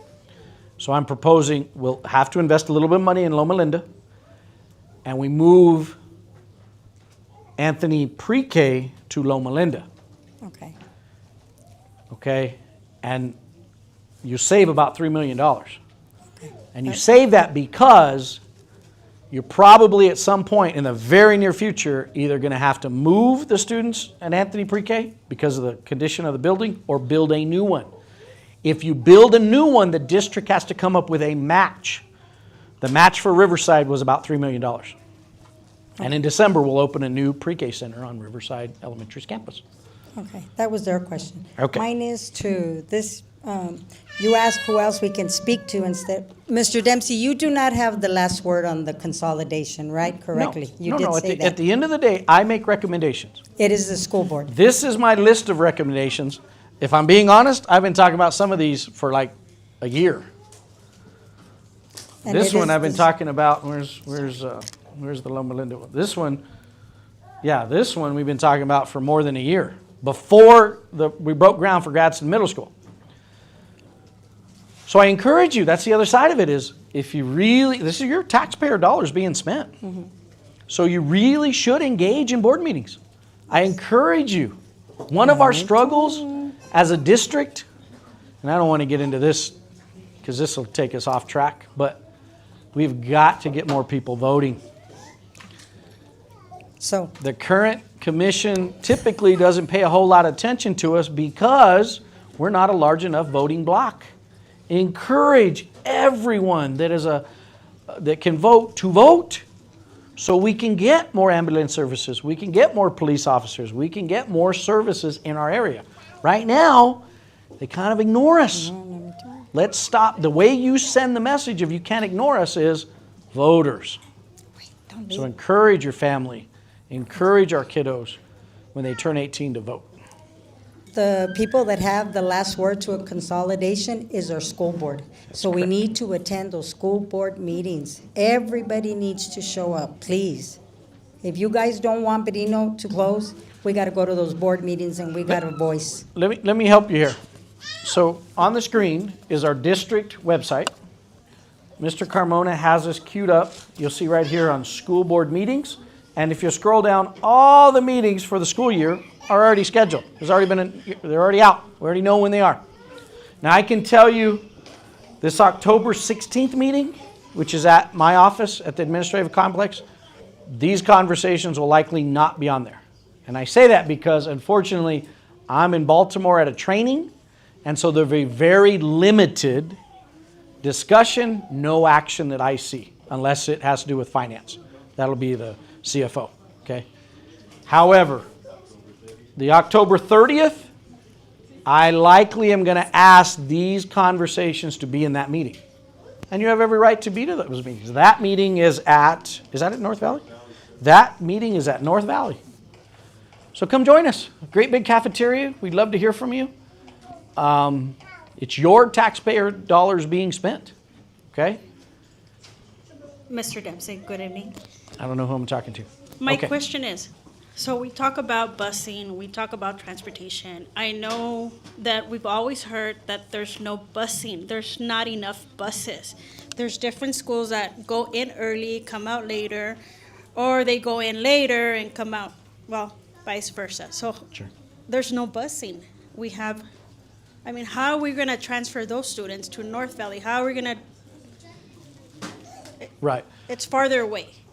Let me try to give you some idea about busing. What the main factor with our contractor and busing, we can get enough buses. It's drivers. But as remember, we're on a declining enrollment. We have fewer and fewer students that we're having to transport. So it is getting easier to find enough drivers. But if you have a CDL right now, you can make some really good money. So sometimes it gets a little frustrating for us. We train somebody up, and then they go off working for UPS or someone else, right? Because they're making more money. But it's the limited number of drivers typically that limit our routes, not necessarily the number of buses. But it is getting better. I see hands, but I don't know where the mic is. Thank you. En la mañana que vine hice una propuesta de que si cada uno donáramos $20 por mes, son 262 estudiantes, por 20 son 5,240, por 12 se hace 62,880 al año. Pero ustedes dijeron que no, que porque no pueden aceptar dinero. Ok, de todos modos dijeron que el staff se va a ir para allá, de todos modos, porque a un maestro era mucho dinero como para pagarles. De todos modos, el staff se va a ir para Gadsden y de todos modos le van a estar pagando. ¿Cómo se dice? En conclusión, o sea, usted se ve un buen tipo y todo, pero con todo el respeto, usted nomás habla y no contesta nada.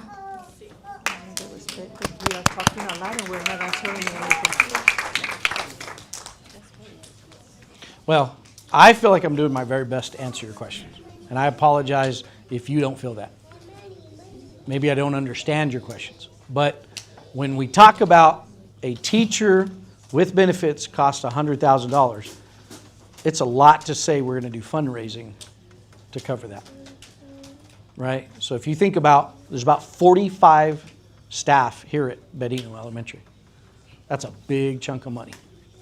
Okay, and what I'm trying to do is, at the end of the day, like I would tell the school board, do you have to do this? No.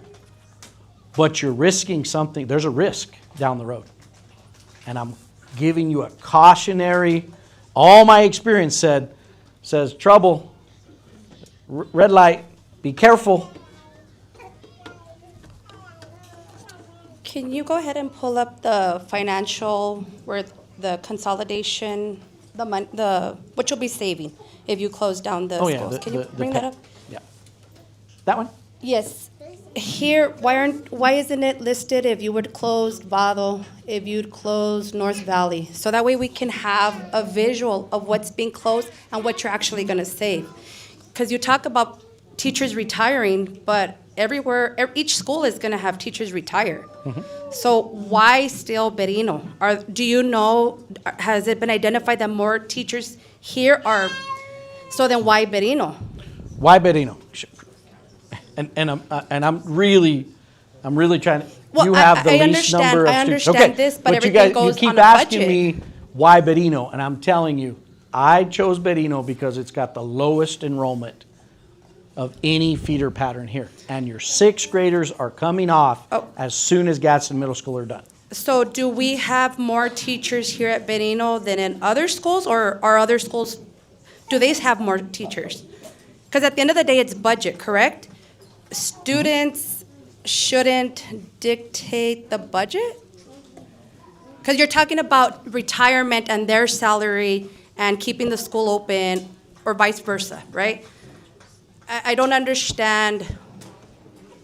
If you don't have numbers set in place for us of how many teachers are going to retire, what you'll be saving from each individual school, that'll give us more like, okay, we're at ease. They're doing the right thing, at least for Gadsden. So that at the end of the day, some teachers aren't letting go in a couple years. We could add I could add, like I said, the group this morning wanted me to work on a survey. We could add a question in there about retirement. And keep in mind that you can tease, it'll come, we use Google Forms. And so it comes to us in a spreadsheet format. So then you can organize it where you could say, well, this school of the people who responded have the most interest in retirement. Are you retiring within the next 2 years or something like that? Yes or no? You could tease that information out in that survey. So I could weave that in. I think that would be pretty easy. Don't you think, Mr. Carmona? Okay. And then I have this gentleman here. Am I missing anybody in the front? Okay. Especially somebody who hasn't had a chance. You want to make sure everyone's had a chance. Yeah, we want to. Okay, you're on that chart right there. And you're choosing Berino because it's the lowest Yes, sir. attendance. Yes, But it has the biggest capacity out of everybody. Why can't you consolidate all the students to Berino when it has the best capacity for teachers and for everybody? You know, and you've chosen it because I don't know why you chose it, but it's been chosen. Well, it's a good facility, and I don't see why you're trying to tear it apart. Well, and we can agree to disagree, but I'm not funded on this number, the capacity. I'm funded on that number. Okay, that's right. So I'm trying to explain to you that I chose it because it has the lowest enrollment. You may not agree with that, and that's okay.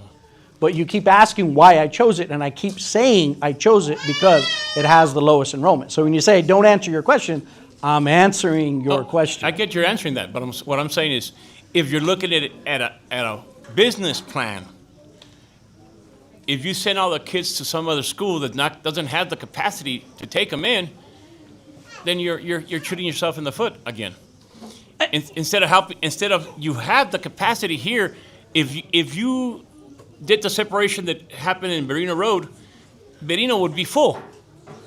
Now that's the boundaries that I don't understand where you guys separated it there too. Sure. You know, and then Berino is another school that right now we just got a fire department here. We have a good fire department close to our school that we've been fighting for a long time. And it just I don't know. I don't understand you. Okay. Well, thank you for that. Again, what I would emphasize, I don't get funded on this number. I get funded on this number. I see hands.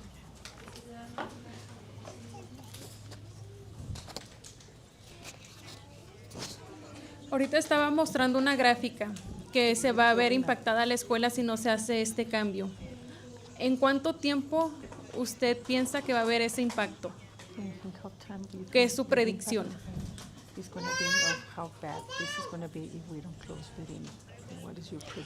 Oh, you're asking my prediction. Yikes. Okay, so you guys ever saw the magic 8-ball that you shake and, turn over?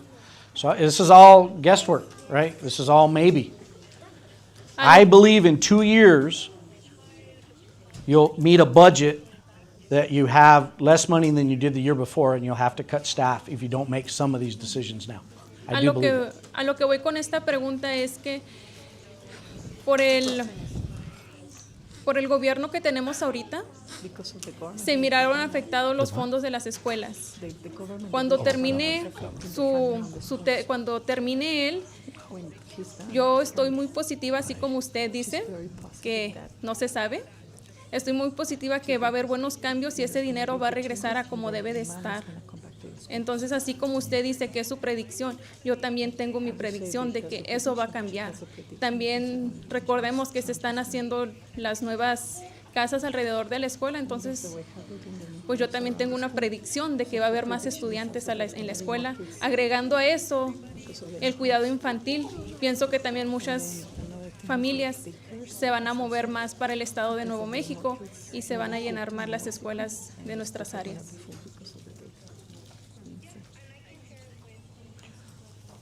And gosh, I hope that happens. That would be amazing, okay? That would be terrific. Unfortunately, from a budget perspective, there's a lot of hope tied to that, and I'd love that. I can't prepare a budget on hope. Hope's not a strategy for budget. Hope's a good thing to have. But I worry about those decisions. I think there's going to be a hard stop soon and I worry about those decisions.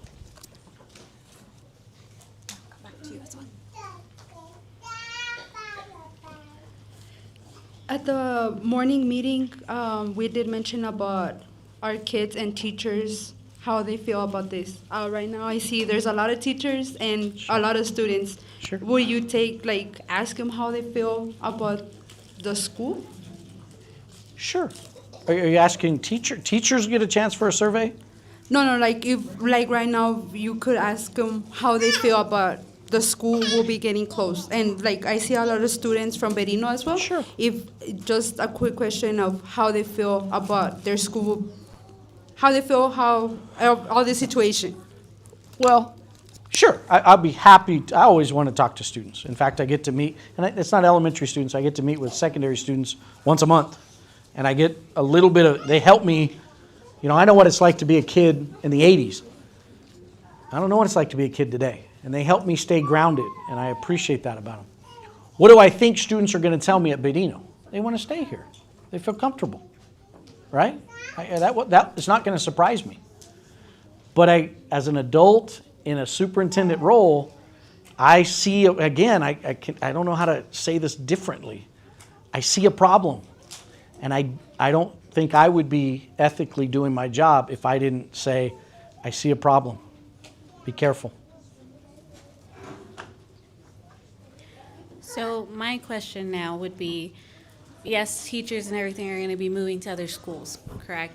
Now, essentially that means that you're going to be doing like a hiring freeze, so that way you're no longer doing that, correct? Essentially, not for certain, right? Well, you're so tracking with us. With that being said, there was some rumors between social media and people talking about teachers having to reapply to these other schools. I just want to confirm that is not happening. No. Okay, because in my opinion, having happy staff, whether it be, nurses, teachers, everything, what other kind of support are you going to be providing these teachers and staff, being that you have a room here full of concerned parents, families, sure, stuff like that. What support are you going to give to the teachers and faculty that you have to help transition this? So you're totally right in the sense of, for general education, I don't believe we've had a single post for a job for general education. That's if you're a first grade teacher, second grade teacher, third grade teacher. We do have open positions for special education. So that's one area that's a challenge sometimes.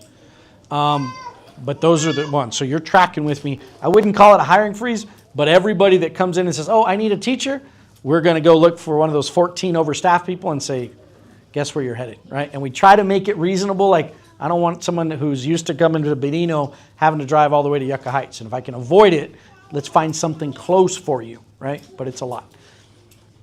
Your other question about staff.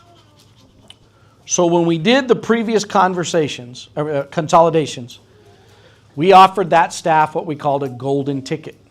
We would offer the Berino staff the same opportunity. We're not going to call it a golden ticket because I don't want to confuse the two. What that means, though, is they'll get assigned where the kiddos' needs are. But if a position gets advertised that they want, they can use their Fast Pass. They don't have to interview. If they're qualified, the job's theirs. So we're trying to help that, because again, I really agree with you. Happy adults usually equal happy kiddos. Okay. I have a question regarding, just a follow-up question on the projections that you're making for the next couple of years. Yes, ma'am. I understand that Eddie Benz is building 114 homes, and I know Tierra del Sol has 168. So if you multiply that by at least 2 kids per household, at least 2 kids per household, that's a projection that I don't know if you've taken that into consideration, because that's a lot of kids, and they're in this area. So how do your projections fare vis-a-vis this growth that we have with subdivisions? I would so love to be able to sit here and tell you that we see 2 students for every home that's being built. That's probably, when you do those numbers, about 300 homes, give or take. Significant, right? We've seen far more than 300 homes. in Chaparral, far more in Santa Teresa, and we have not seen the growth in students. It comes back to that birth rate. And I love the comment earlier about pandemic. I don't want to go through that again. Nobody wants to go through that again. But we need more and more students to turn the corner on this. Now, the other good news about this is by moving Alta Vista here, you keep this building alive. You keep it growing. So if I was totally wrong and a growth happens, you absolutely, you already have your school, you already have your facility, you've been using it. It's fine. Nothing's changed. Okay, I don't know where the mic is. Since everything is out on the table, I need to ask you, Mr. Dempsey, Berino, is it because of the lawsuit that's happening right now? Does that have anything to do with Berino? A couple of years ago, half of Berino was divided, which is the south side of Berino. They took off. And then now we're going to do the north side of Berino, okay? The south side went only with one school, which is Vado. The north side now, we're going to be possibly going into 3 schools. So to me, that's kind of a lot for these little kids to go to different schools and the parents having to deal with different areas that they have to go to. Just a question. Thank you. I think the only way, I have no idea what lawsuit you're talking about. So obviously it's not a factor for me because I don't even know what you're talking about in terms of lawsuit. When you get to those attendance zones, right, and if you get past the recommendation to consolidate, then you start looking at those attendance zones. And you're going to try to always do your very best to keep people as close as they can to a school, okay? You're always going to have a boundary. And one boundary is going to be close to this one, and it's, this street, those students go here, and across the street, those students go there. You're always going to have that, no matter how you set that up.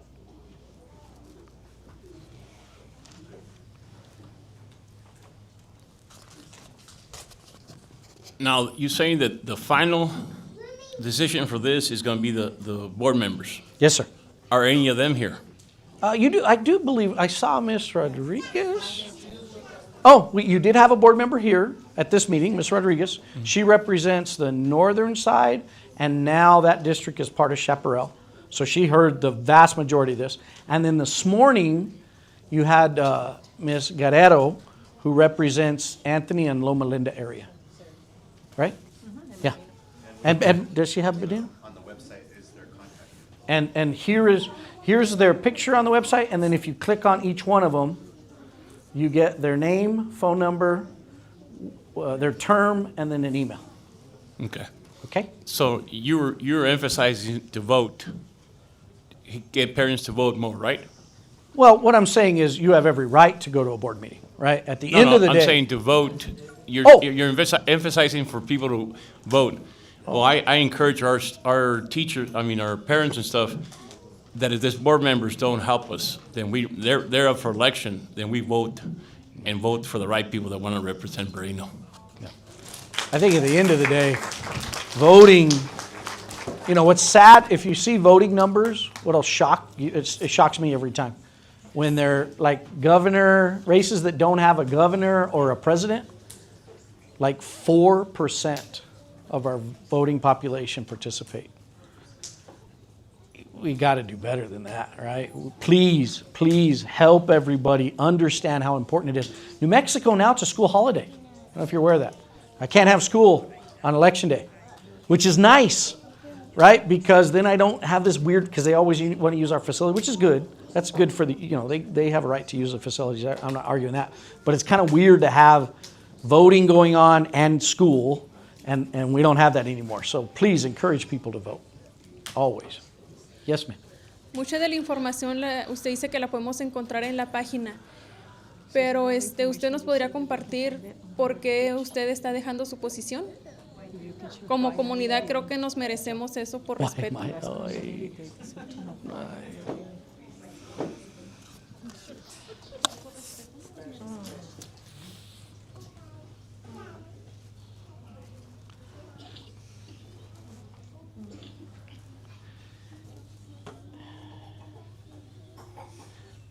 there comes a spot from a superintendent perspective. You know you're at a spot sometimes. And you can't move it forward. And it's going to take somebody else. And it's hard to give it up. But it's time. Somebody else is going to have to take this forward. It's not going to be me. Well, and I understand that, Mr. Dempsey, that you're saying it's your time. So let somebody else make that choice that comes in. Yes. Well, Ms. Give Lopez, that opportunity to them. here's what I would share Thank with you. you. Again, thank you for those comments. All I can do is make recommendations. And I've said this 3 or 4 times, it would be much easier for me to be at home with my feet up than doing this. I don't think that's the ethical thing for me to do.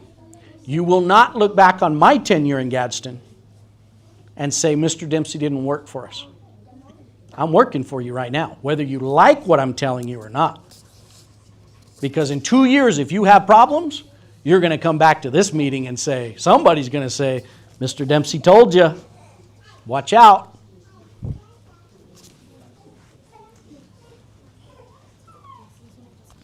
Sorry. Y si es así, que en 2 años usted está pronosticando para que esto va a ser un caos, un problema, déjelo así. Usted ya se va a retirar, déjelo así, déjeselo al nuevo personal que viene. Usted se retira tranquilo y nos deja en paz a nosotros con nuestros niños. I appreciate that comment. That's not me. I don't want the easy stuff. It's just not me. I'm not going to take the easy route. It's not me. You're never going to look at me, and I've made so many mistakes in my career. It's not me. If I got to take on a hard conversation, that's the one I want. I want to do that one. I don't want the easy stuff. I left a district because, honestly, at some level, it was boring. And I want challenge. I like that.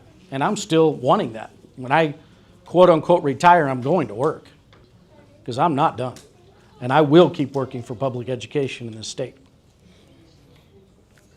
Question. Eso es I don't respetable. know who that's Mike. El problema es que no se ponen en consideración los sentimientos y la educación de los niños. Como se lo repito otra vez, yo vengo de Sunland Park y a nosotros nos cerraron la escuela de Sunland Park. No nos dieron opción de escoger dúo. Nos mandaron a la escuela que nos tocaba, como dice usted. Porque vives aquí, porque vives acá, te corresponde esta escuela. Entonces ustedes no piensan en los sentimientos de los niños ni el trauma que se les hace a los niños, en cerrarle su escuela. Voy a volver a pasar y a transicionar con mis hijas lo que ya viví hace 3 años allá y volverlo a pasar aquí, a irse a otro lugar, porque ustedes por sus números de dinero, ¿por qué no cierran la otra escuela que son 8 niños de diferencia? ¿Ganan mucho dinero con 8 niños de diferencia?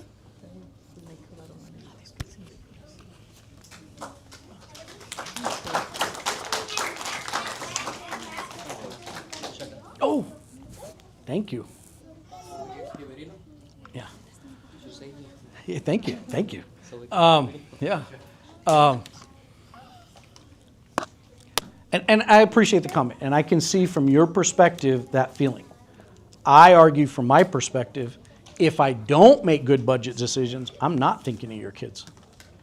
I'm putting your kids and their programs at risk if I don't make good budget decisions.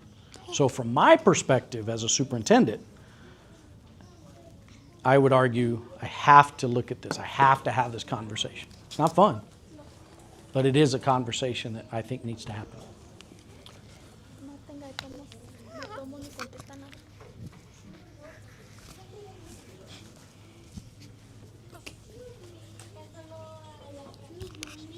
Good evening. Do you have numbers like how much money the district has right now? What are the negatives that it will go into if they don't close Berino? And then how much closing Berino will benefit the district so that we can feel like sacrificing our children and the great staff that are here are worth sacrificing for the whole district? My estimates this year, and when I say this year, next budget cycle, which begins in the school year, but we do our budget in the spring. I think by consolidation, you're going to save as much as $2 million.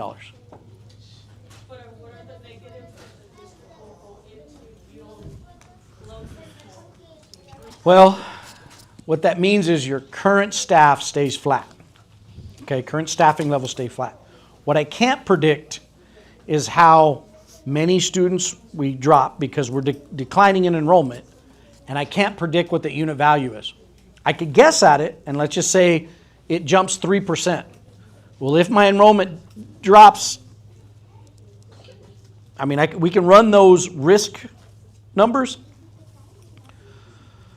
but there's some unknowns there. And the unknowns is the unit value and the amount of students, the enrollment.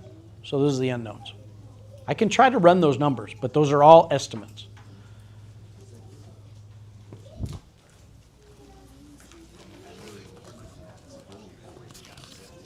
Yeah. Now, you're saying, okay, your tender is over in December, right? I have a contract through June 30th, 2026. Okay. That's where my contract ends. Now, on this, when is the final vote if for the board of directors to do? Right. What I probably will do, there'll be another, we're not ready for action on this item. But on the last meeting, which was, what was Thursday's date? Tuesday, 23. Was it 25th or 23rd? We just had a meeting at Chaparral Middle School. I had 2 action items on that agenda. Mr. Carmona, will you bring up that agenda? When you get on the website, this is really good to learn. This is how your taxpayer dollars are being spent. Okay? These are consent items. Those are movement of dollars in different funds. But here's the action items. Profile of a graduate. That's a requirement that comes up with graduation and policy. That was approved. Gadsden ISD financial outlook, voluntary retirement incentive option. That was an action item. That action item was tabled. No action taken. Gadsden ISD financial outlook, the formal consolidation of Loma Linda. Remember I told you, Loma Linda and Anthony are already together. That was voted down 3-1. So if you think about next year's budget, I have nothing in the queue that's going to save us for next year. I'm going to try to bring this part of will be a discussion item on the October 30th at North Valley. But what you have to understand is those action items are what's going to help take steps towards a healthy budget the next year. And I have no action item that's been taken, that's been moved. Yes, sir. When's your physical year? It ends June 30th. Yeah. Starts July 1. Okay. Now our budget gets built in the spring. So we get those unit values and a ton of work happens in March and April. And we finalize everything. Okay. I saw a hand.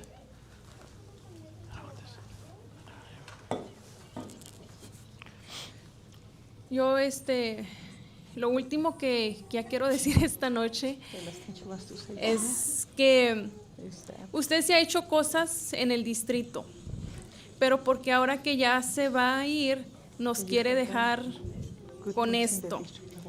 No se niega que se ha hecho unas cosas buenas. Se le agradece. Bueno, de mi parte se le agradece, porque como es ex estudiante de este distrito, estaba fatal antes. Y sí ha hecho cosas buenas, pero el hacer esto tristemente borra todo lo bueno que ha hecho. Entonces, y también quisiera decirle a los padres, no solamente de Berino, sino de todo el distrito, es que hagan el esfuerzo de atender a todas estas juntas para que cuando llegue el momento realmente estemos bien informados, no nos quieran simplemente cambiar la respuesta y no darnos lo que esperamos, porque tristemente en todas estas reuniones que he estado no hay una respuesta en sí. Quisiera que hicieran un poquito de tiempo todas las familias para asistir, para que el día que tengamos que levantar la voz, realmente la levantemos, porque somos nosotros los que decidimos. Somos nosotros los afectados y somos nosotros los que tenemos que hablar. It's good advice. Thank you. Thank you for those compliments. I appreciate it. Here's what I'll share with you. Gadsden has something special. It does. And we have to take steps to protect it. And if you don't, you may not agree with me, but I do believe I'm trying to do that. That's great advice to get involved. Now, I want to help you. I'll be happy. We've already actually agreed to another community meeting. You got to give me a little time because, like I mentioned, we got fall break. I have a training in Baltimore. I have to be out for a week, which I'm not looking forward to. And then probably that late there in October, I think I can make this happen before that board meeting at North Valley. I think I can get another community meeting scheduled. And we can have those open conversations. I'll always sit here and have an open conversation with you. When you go to a board meeting, understand this. A board meeting is technically a business meeting. And there's a section, Mr. Carmona, can you pull up an agenda? There's a section in every one of our board meetings that you could sign up. There's a yellow paper that you sign up for open forum. And you get 5 minutes to speak. Some people in this room did it at the last meeting. Open forum. When you share something in a business meeting, the way these are structured, they can't respond to you. They can say thank you and we'll refer this to Mr. Dempsey. And then they'll hand me the yellow paper and I'll call you probably the next day and say, let's talk. What's going on? How do you, right? In this situation, I can follow up with you, right? But staying in tune to what's on the agenda is really important. And watch for that. That's how you become educated in how your tax dollars are being spent. I'll tell you, Gadsden's in a very good financial position. It is. That's how we were able to build all 3 middle schools. There's a match we have to come up with. It's done. We're in a good spot. Those middle schools are built what's called above adequacy. We made them larger than they had to be because our middle school kids need a little room. They need a little space. They want some extra. We want band to be a really great program. We want to encourage kids to participate. We want to do that STEM academy that I've wanted to do for 8 years, right? And we want to give them a maker space where they can do more hands-on projects. Those are all done. But this is where you find out about all that. And it does take a little bit of time, but it is online. You can also utilize our webcasting for board meetings. If you can't attend in person, you can watch the board meeting. There's a link. Is that at the top? So if you go to the agenda, on the right-hand side of the agendas listed, on the right-hand side, you can click live stream. Oh, yeah, there you go. And when you click that, it opens up this webpage where we have all of the recordings listed back going over the last 3 years, probably more. Okay. Thank you so much for your time. I cannot tell you how much I appreciate every single one of you and the honor it is to serve your kids in these communities, okay?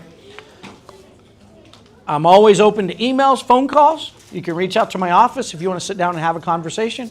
I'm always willing to do that. Thank you again for your time. Please, please, please be safe on your way home. And make sure your kiddos get to school tomorrow, okay? Please, please, great attendance.